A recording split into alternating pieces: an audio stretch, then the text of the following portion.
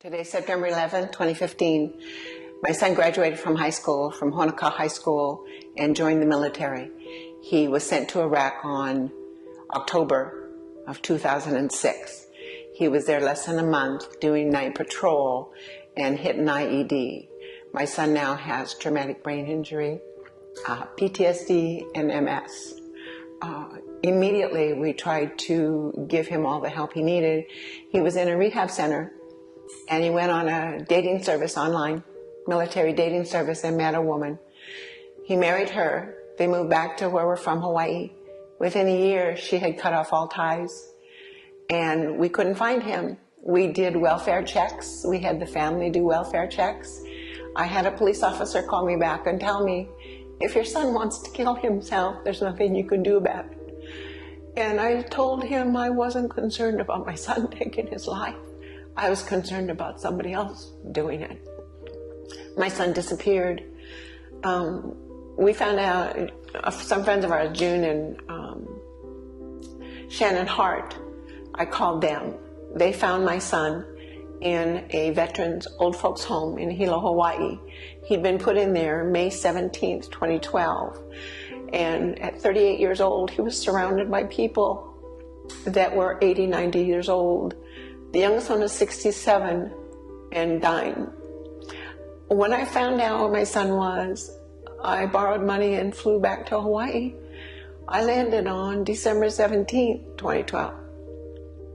I went to go to the home to visit my son. We were told that we were blocked. His then wife had blocked any family or friends from seeing my son. When we were finally able to get in, I went to the room and I saw my son in a bed, unable to get up, could hardly speak.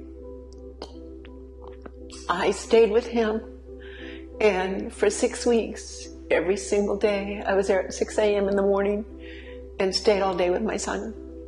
The second day there, I went into the cafeteria to find him. He was sitting at a table with 3 other very elderly vets who had defecated all over themselves, and my son was trying to eat a peanut butter sandwich. I vowed I was not leaving him there again. I asked why he wasn't doing PT, why he wasn't doing OT.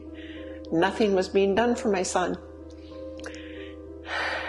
They explained to me that if I could not control myself, they would ask me to leave. I took my son out every day. I showed him how to get out of his wheelchair into the truck. He practiced doing things on his own that he'd not done before. He'd been left in that home to die. I tried to get the mayor's office. I tried to get the VA. I tried to get the adult services from Kona, from Hilo, to intervene. I tried to get a lawyer. Nobody would help me. Senators, nobody would do anything for this local boy. The senators and House of Representatives from the state of Hawaii did nothing. They left the local boy to die in that home. When I finally got permission to get him out, the VA in Hilo, Hawaii tried to have him declared incompetent.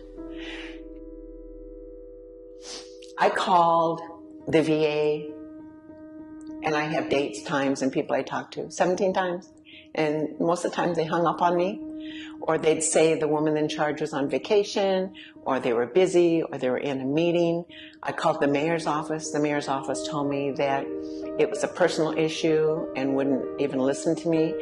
I asked for Senator Tulsi Gabbard, who is a local girl, served in Iraq, to please come and visit my son. Come and sit down and talk to Dennis. He's a local boy, like you're a local girl. Nothing. They send me condescending letters. They sent me letters with wrong information. And it was strange because I knew the information was wrong because I was there. I was there for 6 weeks every single day, and everything they said was a lie. And I had dates and times and everything. And I think the last thing that happened was I didn't know what to do. I called everybody, nobody would help me. I happened to see a commercial in Dennis's room on Wounded Warrior Project. I just called. I was desperate. I didn't know where else to go. And the lady on the line was so nice, and she guided me on to call the VA in St. Louis and get them to do the paperwork, because the VA in Hilo won't allow me to. So they overrode them.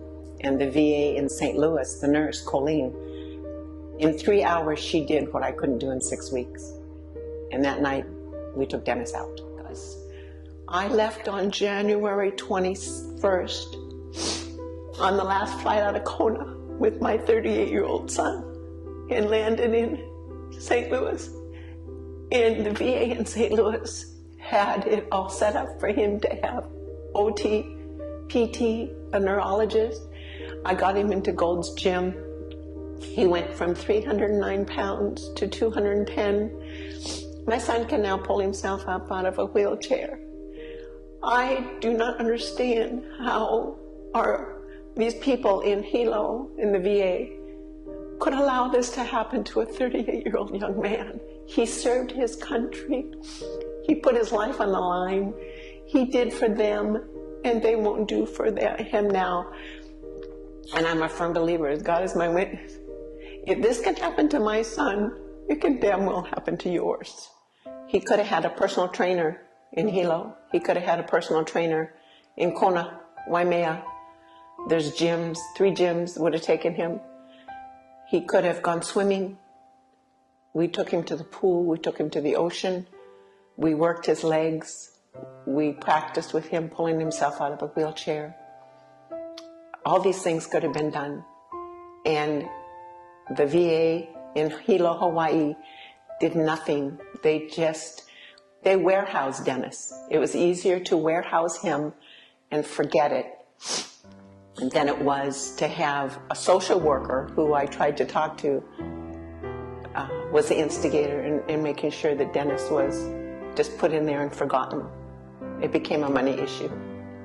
They make money. I mean, this VA home gets paid to warehouse vets that are in need. I want answers. I want somebody to be held accountable for what they did.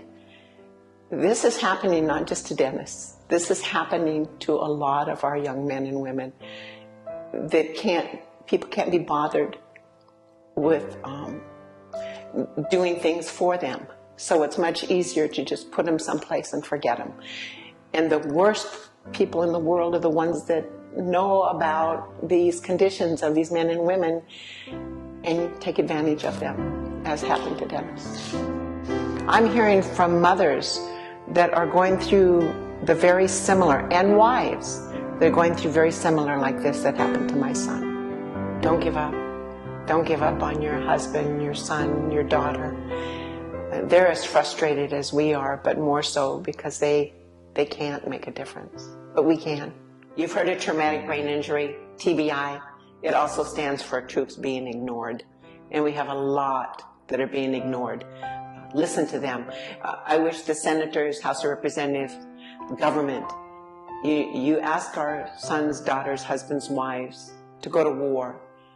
Now you need to make sure that they're taken care of and not just forgotten. People can get in touch with me at my email address, soldiersmother2@charter.net. Or please get a hold of me on my cell, 314-440-6859. This is about all of us. It's not just one person.